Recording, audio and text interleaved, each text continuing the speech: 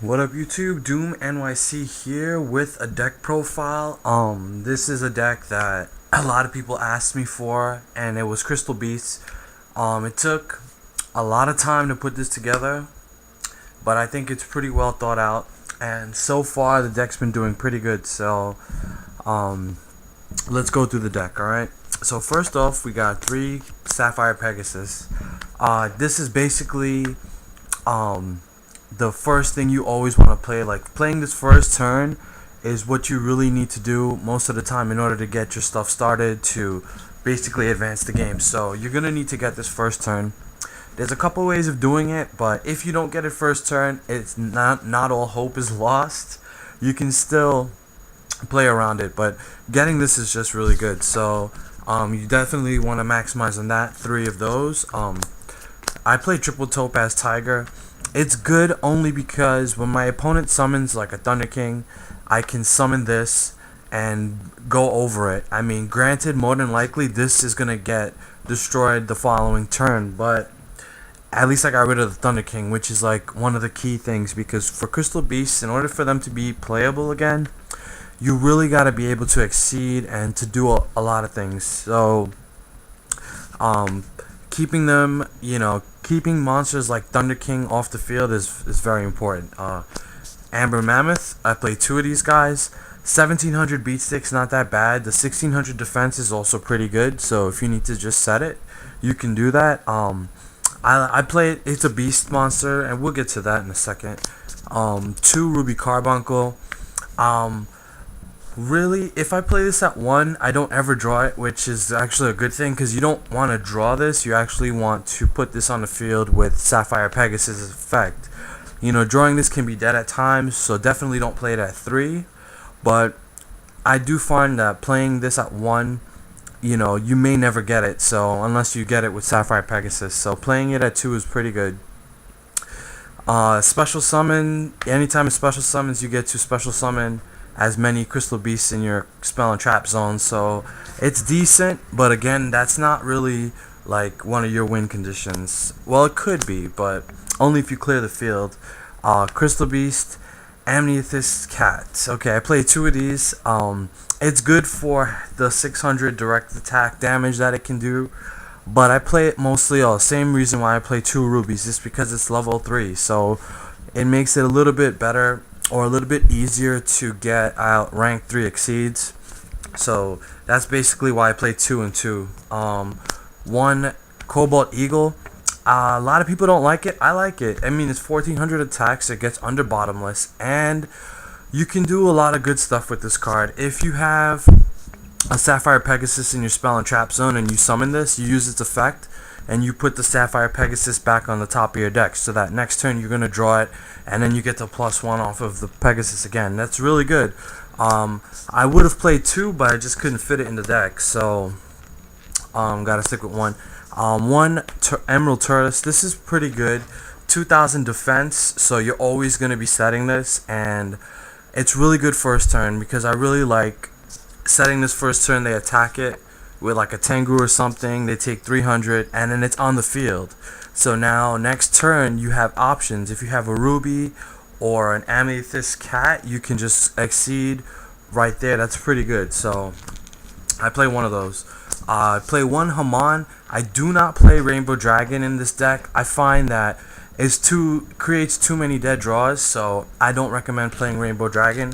And anyway, this guy's better, because Rainbow Dragon's 4000 attack, 0 defense. This guy's 4000 both ways. So, and this guy's pretty easy to summon. I mean, basically, as long as you have 3 Crystal Beasts in your spell and trap, you can send them to the grave to special summon this. This is pretty good. And I really like this guy's effect when he's in defense, because your opponent has no choice but to attack this. So with your other Crystal Beasts on the field, and swarming or whatever, until they get rid of this guy, they can't attack anything else. So that's really good, and also a very good win condition. 1 Summoner Monk. Thought about 2, but decided against it, because you do draw a lot of spells really fast. So Summoner Monk's very, very good, but 1 seems to be working out pretty good right now. Again, this is for getting out your Pegasus first turn, because it's very important that you get your combo started. So Summoner Monk will definitely help you out with that. Mind you, I'm not playing any level 4 tuners to go for like level 8 right away. I probably should, but I didn't find anything that would really suit the deck that much, and the deck has other needs, so let's get to that right now. 2 effect failures. This allows me pretty much to go into level 4, 5, 6, 7, 8. I mean, it's pretty good. You know, 9s especially can go into Trishula with effect failure, so it's really good, especially if my opponent goes into Trishula. That can spell trouble for me. Bad news. Even Black Rose Dragon is bad news. So you gotta play effect failure in the deck. Like, it's a must. So that's definitely there. And I play, last monster I play is one Gen Exile Birdman. It's really good. There's lots of nice plays with this card. You can put Pegasus's back in your hand so that next turn, you know, you can use its effect to bring another one in the spell and trap zone. You can bring stuff back to exceed, you know, for 3. So if you bring stuff back from the grave after you use abundance, let's say, you can bring one of them back to your hand, like the Pegasus for instance, and then bam, you bring this guy on the field. You can go Trish if you have 2 other level 3s. When Shock Ruler comes out, that's gonna be crazy. But anyway, we'll get to that another day. Now let's go on to the spells. So we're gonna play 3 Ancient City Rainbow Ruins. Everyone should play this in their Crystal Beast deck. Like, there's no reason not to play this. It's really good. I don't play Terraforming. I find that it's just a dead card sometimes. So I rather play draw cards, like 2 rare values. 3 is too much. I tried the deck. I mean, I literally tried and tried with 3 rare values, but too many times I would draw like 2 of these. I would have 2 of these in my hand and I wouldn't be able to use it. So dropped it down to 2. At 2 it works perfect. And remember, you want to have a constant balance of sending your monsters to the spell and trap zone and then sending them to the grave, because you can't always bring them back all the time. So, but you can bring 1 back with Pegasus, and with Crystal Blessings, the card is so good. 2 Pot of Dualities. What can I say? You gotta search out Rainbow Ruins and Pegasus as soon as possible. Obviously, if you draw both of them first turn, that's really good. But we need to add consistency to the deck, so Pot of Duality definitely helps us out with that. I play 1 Crystal Promise, special summon from the spell and trap zone. This is pretty decent, especially when we're talking about Exceed summoning or Synchro summoning.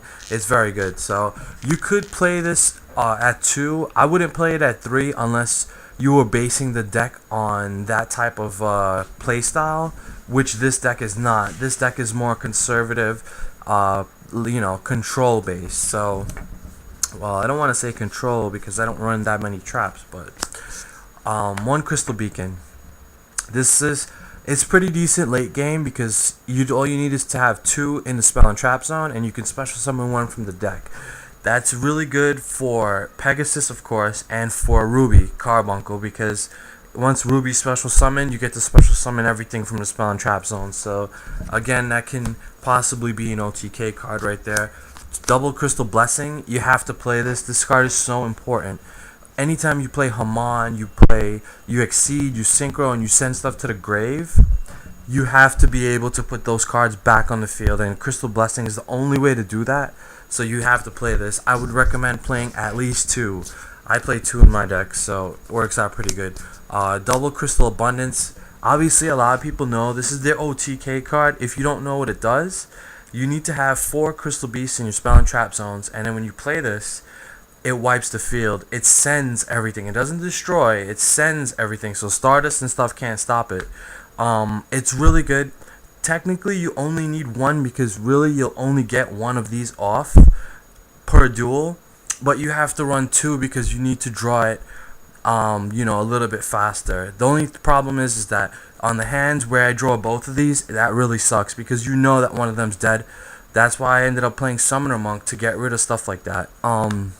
Also, the other part of this card's effect is the cards that you sent from your opponent's side of the field to the grave, you get to special summon that many Crystal Beasts from your deck to the field. So, again, that's a huge OTK card right here. So this is really good, and most of the time that's your main win condition. Now, just have a couple staples: Dark Cold, Monster Reborn, and Double Space.